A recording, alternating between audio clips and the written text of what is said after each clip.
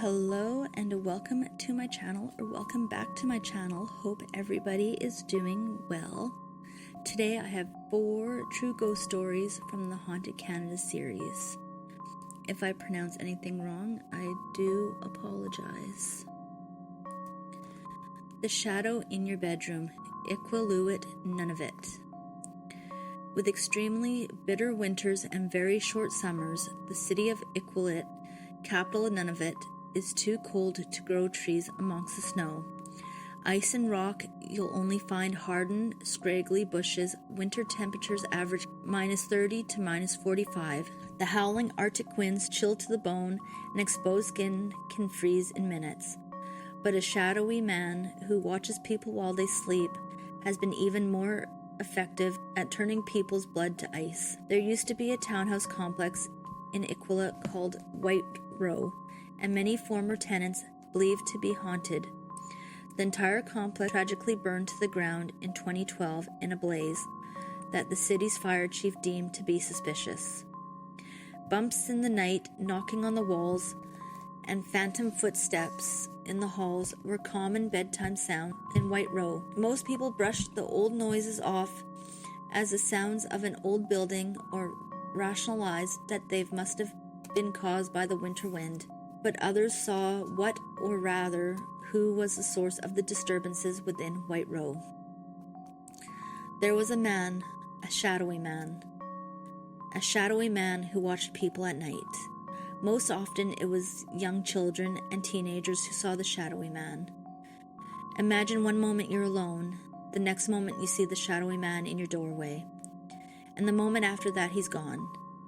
He never made a sound or moved a muscle, and he seemed incapable of passing through doors or entering rooms.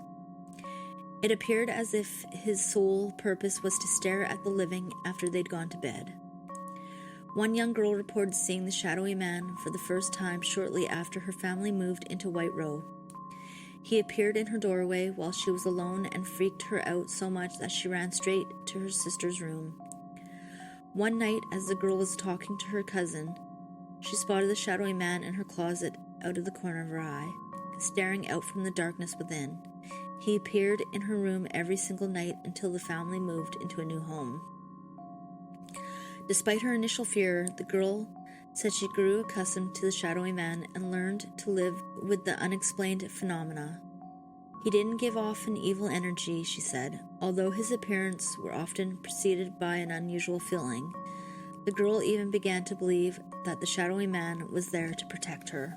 Everyone who saw the shadowy man described him as tall and pale, but his most disconcerting characteristic was his neck. A deep purple bruise ringed it, as did the deep outline of a rope. It was believed he used to live in White Row and committed suicide somewhere in the building, trapping his soul within. Whether he was unable to pass through doorways or voluntarily choose not to, and even if he was there to protect the people he watched, his presence certainly didn't make it easy to fall asleep at night. A shadow passing by a bedroom door, or the sound of something stirring in the darkness of a closet, might simply be products of imagination. But then again, it might be something else, something unexplainable, something real. Haunted Nightmares, Selkirk, Manitoba. Like many infamously haunted locations, St. Andrews on the Red attracts a regular procession of ghost hunters. People have seen chilling sights and heard unnatural sounds, but most distressingly, many have suffered from reoccurring nightmare that keeps them up all night for weeks following their visit. A nightmare of an unseen presence rattling the cemetery gates so viciously that it threatens to tear them off their hinges. Built between 1845 and 1849, St. Andrews on the Red in Selkirk, 22 kilometers northeast of Winnipeg, is the oldest stone church in Western Canada. Its small cemetery is filled with locals that succumb to plagues such as influenza, diphtheria, typhoid, and tuberculosis, as well as many notable people who played a role in Manitoba's history. It's little wonder that it's also a hotspot for paranormal sightings. When the Hudson's Bay Company and the Northwest Company amalgamated in the 1820s, many workers either retired or lost their jobs. Some of these people settled with their families in what is now Selkirk along the Red River. Archdeacon William Cochrane built a wooden church in 1831, the outline of which can still be found directly behind the present stone church. When you set foot inside its holy place, you're immediately struck by the history within, as much of the interior has remained unchanged since 1849. Old gnarled trees cast shadows on the cemetery grounds. You'll find the crumbling tombstones of Archdeacon Cochrane, E.H.G.G. Hay, first leader of Manitoba's official opposition party in 1870, Alexander Christie, chief factor of the Hudson's Bay Company, and Captain William Kennedy, an Arctic explorer who searched for Sir John Franklin's lost expedition in 1851. Stick around after nightfall, and this quiet, peaceful burial place becomes decidedly less so. There are spine-tingling reports from late-night churchgoers who have seen a man in black and a woman in white drifting a foot above the cemetery's ground. Rumor has it that the woman died during the church's construction and sometimes appears on the balcony during services. Others have seen a ghost car appear out of thin air and pull up to the cemetery gate.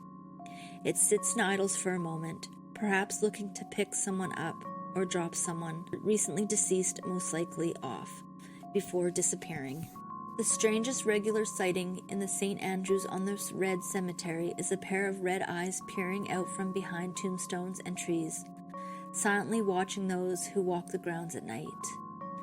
While enrolled in the Creative Communications program at Red River College, Jen Twardowski and a classmate filmed the cemetery for a school project. Even under the safety and comfort of daylight, they had a disconcerting experience.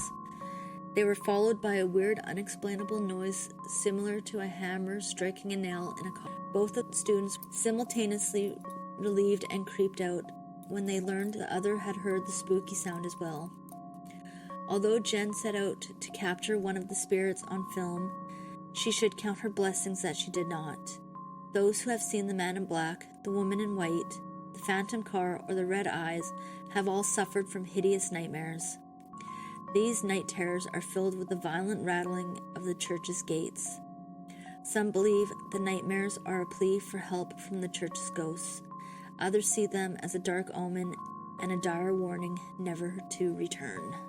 Dead-Eyed Dolls, Ottawa, Ontario. The Bytown Museum couldn't have a more picturesque location in our nation's capital. Housed in the oldest stone building in Ottawa, the museum is on the lower locks of the Rideau Canal at the Ottawa River, nestled in the heart of downtown between Parliament Hill and the Chateau Laurent Hotel. But the Petite Museum's beauty and charm are in direct contrast with the truly terrifying experiences that visitors and employees have reported. In fact, it's considered by many paranormal experts to be the most haunted location in the entire country. Something lives in the museum's displays, skulking through the artifacts and taking possession of the antique dolls that sit in silent rows, watching everyone who wanders up the second floor unawares. The building was constructed in 1827 by the British military as a supply storehouse and treasury during the construction of the Rideau Canal. Death was always hanging over the building in those early years, as nearly 1,000 workers died in gruesome construction accidents and from diseases such as malaria. Undeterred by the tragic deaths of so many workers, the military continued work on the canal under the leadership of Lieutenant Colonel John by an order to defend against invasion from the United States.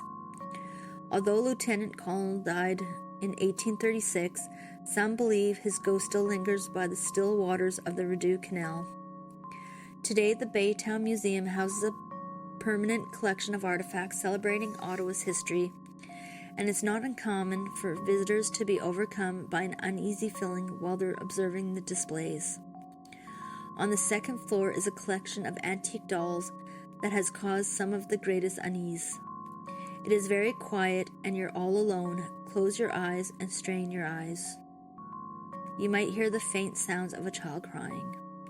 Open your eyes and you might even catch one of the dolls winking at you as if you're in on some ghastly joke. Those who have heard the crying and seen the blinking eyes believe that spooky porcelain dolls are possessed by the spirits of dead children. Other visitors have said that they have been pushed, grabbed, or tripped from behind when alone, typically in the creepy old money vault and the stairwell. Some museum goers have heard an angry, bodiless voice shout, "Get out! Get out!" But the majority of the paranormal reports come from the museum staff, and the most hair-raising activities tends to occur after public has left for the night. One employee noticed a man sitting in the library after she had closed up. She asked him to leave, and he obliged without a word, silently walking to the door. A second after he stepped outside, she realized she hadn't seen the man enter the museum while they were open. An impossibility in such a small, intimate building. So she flung the door open to ask how he had gotten in, although it had only been a brief moment since the man had left, and she could see a fair distance in every direction.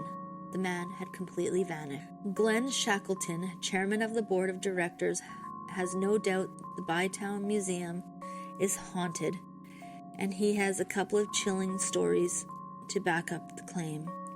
One night he and 3 others were the only 4 people in the building. They closed a sliding door and immediately began to vibrate violently as if someone on the other side was hitting it. A review of the security camera footage showed that no one was there, but as soon as the assault on the door ended, they heard heavy footsteps walking away. The late-night encounter with an unseen presence was enough to send Glenn's 3 companions running from the museum. Glenn believes, as many others do, that the ghost who causes these disturbances is Duncan McNabb. Duncan was a supply manager during the construction of the Rideau Canal, but Glenn also thinks there might be at least one other prominent ghost within the walls of the museum, someone who had a much larger role in the canal's construction. Another night he was having a casual chat with a museum employee about the ghost of McNabb when the woman's computer inexplicably turned off. A moment later, it turned itself back on, but her normal desktop didn't appear. Instead, the monitor was blank, other than the words "Lieutenant Call, John By," repeated over and over on the screen. It was as if the colonel himself was listening in on the conversation and wanted to make it clear that McNabb's ghost isn't the only spirit haunting the Bytown Museum, nor does it seem that either man is ready to leave his life's work behind. The bloody battlefield, Quebec City, Quebec. Although it's only lasted a mere 15 minutes, the Battle of the Plains of Abraham was one of the bloodiest in Canada's history. It's said the lawns grow so lush and green today, thanks to the liters of French and British blood that were spilled there on September 13th, 1759. It's estimated that more than 1,300 soldiers were killed or injured during the battle. That's roughly 3 people every 2 seconds. With so much life lost in such a violent way and in such a short period of time, it's little wonder Battlefields Park, named in commemoration of the historic battle, is widely considered to be the most haunted location in Quebec. The Battle of the Plains of Abraham was fought on a plateau just outside the walls of Quebec City on land that was owned by a farmer named Abraham, which explains the battle's name. Although it was over quickly, it was the culmination of a 3-month siege by the British and was a pivotal moment in Canadian history. It's interesting to ponder how Canada, known as New France at the time, would be different today if the British had lost the battle and hadn't taken control of Quebec from the French. That's not to say that the British didn't suffer during the battle, far from it. The 2 sides had nearly an identical number of casualties and wounded soldiers, and both leaders, British General James Wolfe and French Lieutenant General Louis Joseph de Montcalm died from wounds suffered on the battlefield. Moreover, they both welcomed death as if the Grim Reaper were an old friend. Wolfe was struck in the stomach and chest by 2 shots near the beginning of the battle and fell to the ground. Upon hearing a soldier shout, "They run, see how they run," Wolfe opened his eyes and asked who was running. When he heard the French lines had broken and they were fleeing, he sighed in relief and said, "Now God be praised, I will die in peace." These were his final words. He died immediately after uttering them. During the retreat, Montcalm was struck repeatedly in his lower abdomen and thigh. He managed to escape, but died from the wounds early the next morning.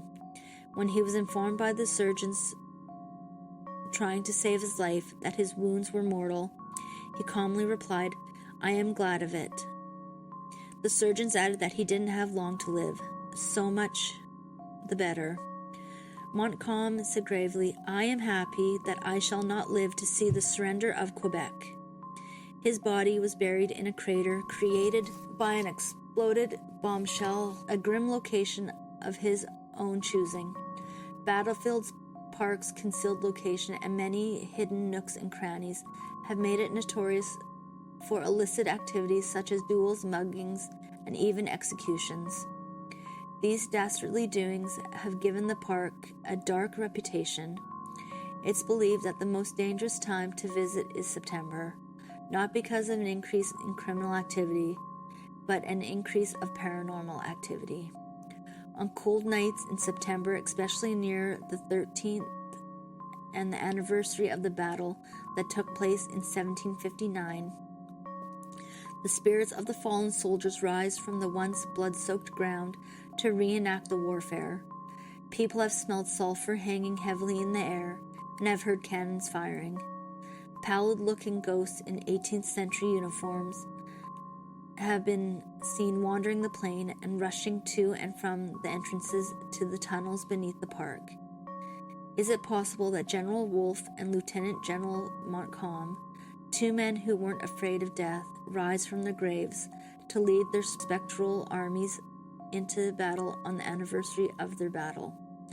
Go for a daytime stroll through Battlefields Park and take a good look at the grass beneath your feet.